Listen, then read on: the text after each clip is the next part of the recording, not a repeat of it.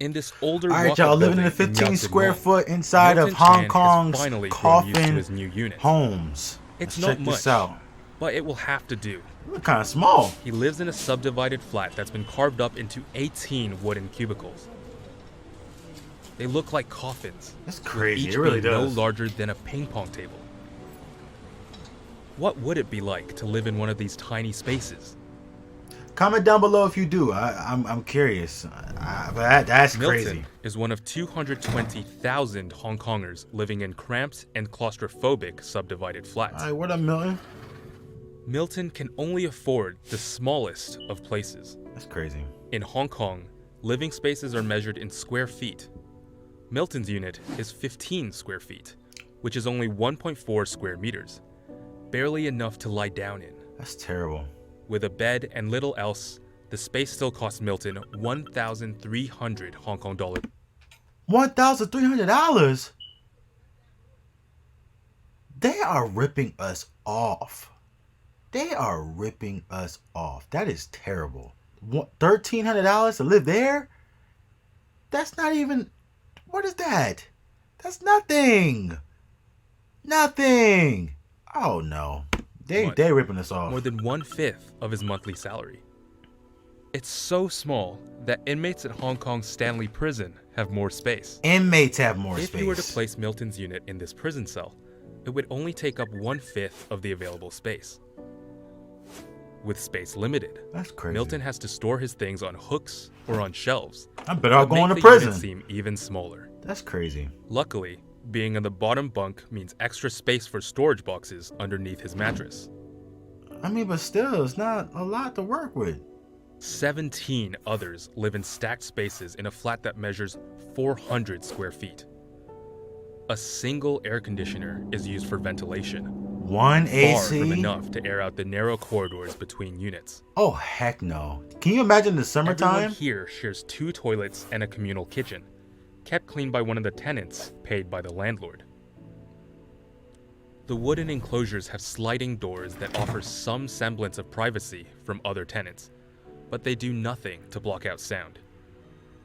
Milton is often annoyed with the woman who lives above him, who plays loud videos late at night. I'm like, shut up! Shut up there!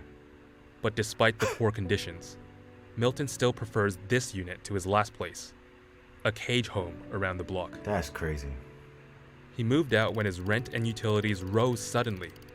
By the end, Milton was paying close to 2,000 Hong Kong dollars a month. $2,000 a month? For that garbage? $2,000 a month for that little bit of space. You're wildin'. You're wildin'. And the funny thing is, some people are really living in these types of homes right now. And some people are okay with that. That's wild. Like I said, comment down below if you ever experienced this or if you're living in one. Like, that is, I just couldn't see myself doing it. I'm tall. Like, I'm tall. I'm 6'2". I can't be doing all. Nah, not me. Not only was it more expensive, it was also a square foot smaller, with no space under his mattress. He ended up having to store things on his bed, Oh, heck giving no. him no space to fully extend his legs. Oh, heck no. Wire mesh was used as walls, which meant zero Wired privacy. mesh. That's crazy. The layout of the place was similar to his current one, with 24 units. But in this flat, no one was paid to clean the facilities, so the 2 toilets and kitchen were nearly unusable. Milton's experiences represent the most notorious of Hong Kong's shoebox housing, brought about by being the most expensive property market in the world. A nano flat only slightly larger than the average parking space would cost you a few million Hong Kong dollars, at an average of 25,500 Hong Kong dollars per square foot. That's wild. But why the outrageous costs? It's they because greedy. there's not enough land to supply the city's population. Nearly 7.3 million according to the latest estimate. Only a quarter of the city is suitable for development. That's around a quarter the size of New York City, which has a population of 8.8 million. Wow. As a result, most of Hong Kong's poor have to live in flats that have been subdivided into smaller units like this. That's crazy. They're usually around 121 square feet and include a private toilet and a kitchen. But these flats often house an entire family. Vanessa and Bill live in this subdivided flat with their son and infant daughter, sharing 2 bunk beds among the 4 of them. That's crazy. The unit only provides 40 square feet per person if you exclude the baby. On top of that, Appreciate what you large have, equipment man. like this You just fridge never and know washing sometimes. machine end up taking up most of their living space. A decade ago, Bill's print shop went bankrupt, forcing the family to move out of their previous flat. Wow. He is still the sole breadwinner for the family, but only earns 10,000 Hong Kong dollars as a supermarket porter. Wow. Rent and utilities take up more than half their household income at close to 6,000 Hong Kong dollars a month. Wow. Vanessa stays at home to care for their 2 children, giving special attention to Dennis, who just started his first year at a public primary school. She's also in charge of cleaning and cooking. No one is allowed to use the bathroom when she cooks, because the odor can be smelled in the kitchen.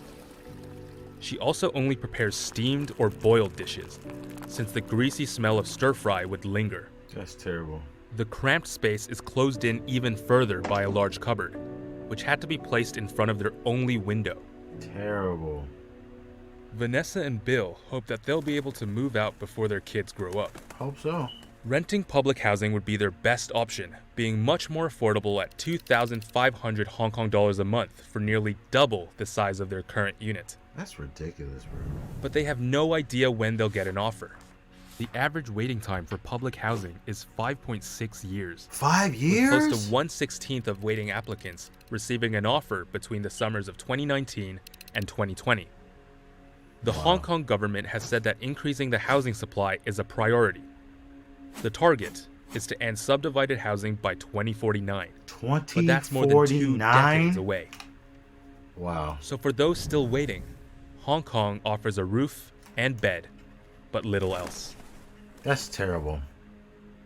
Well, guess we're not going to Hong Kong at all. That's crazy. That's absolutely crazy.